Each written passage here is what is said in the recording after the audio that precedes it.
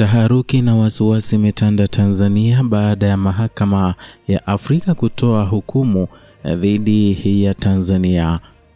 Hujambo na karibu kwa taarifa zetu za Kenyascope, na tafadhali kumbuka kusubscribe.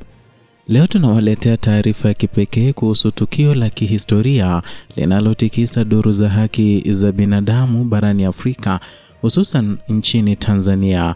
Mahakama ya Afrika ya haki za binadamu na watu inatarajiwa kutoa hukumu muhimu kuhusu madai ya ukiukwaji mkubwa wa haki za binadamu uliofanyika wakati wa uchaguzi mkuu wa Tanzania wa mwaka 2020.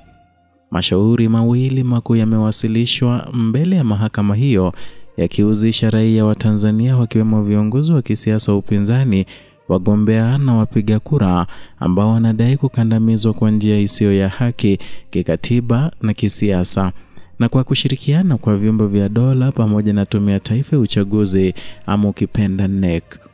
Shauri la kwanza limewasilishwa kwa katibu mkuu wa chama cha ACT Wazalendo Ado Shaibu, ambaye pamoja na kundi la wenzake walilalamika kile kinachoelezwa kwa ukiukwaji wa haki za kiraia na kisiasa. Kesi hii inaangazia hatua mbalimbali zinazodaiwa kuchukuliwa na serikali ya wakati huu kwa kushirikiana na maafisa wa usalama, watendaji wa serikali na tume ya uchaguzi, hatua ambazo zilielekezwa kwa wapinzani wa kisiasa katika harakati zao za kushiriki uchaguzi kwa usawa. Shauri la pili linaangazia madai ya vijana watatu ambao ni Abdul Nondo, Dusdedith Royemamu na Paul Kaunda waliodai kunyimwa haki yao ya kidemokrasia kwa kutishiwa, kunyanyaswa na kuzuiwa kushiriki kikamilifu katika mchakato wa uchaguzi, iwe kama wagombea au wapiga kura. Na kwa mujibu wa nyaraka za kesi walitaja matumizi ya nguvu na upendeleo uliokithiri kwa chama ambacho ni tawala sasa hivi kwa kama kiini cha ukiukwaji wa haki zao.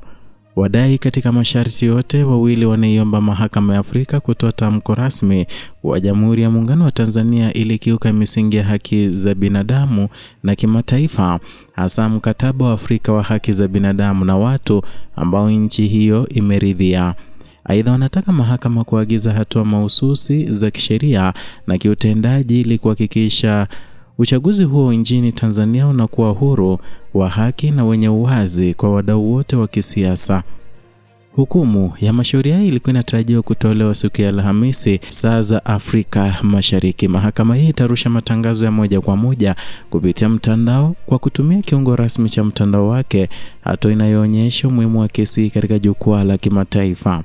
Mashirika ya haki za binadamu, vyombo vya habari, vyama vya siasa pamoja na wananchi wa kawaida nchini Tanzania na sehemu nyingine za Afrika wanatazamiwa kufuatilia kwa karibu uamuzi huu ambao unaweza kuwa na athari ya moja kwa moja katika mustakabali wa demokrasia ya taifa hilo. Na kwa miaka mingi masuala ya uhuru wa kisiasa na utawala wa kisheria yamekuwa yakichambuliwa kwa kina ndani ya Tanzania na nje ya mipaka yake. Uamuzi wa mahakama ya Afrika unatarajiwa kutoa mwelekeo wa wazi kuhusu namna mataifa yanavyopaswa kuzingatia haki za binadamu wakati wa uchaguzi na kuheshimu mikataba ya kimataifa.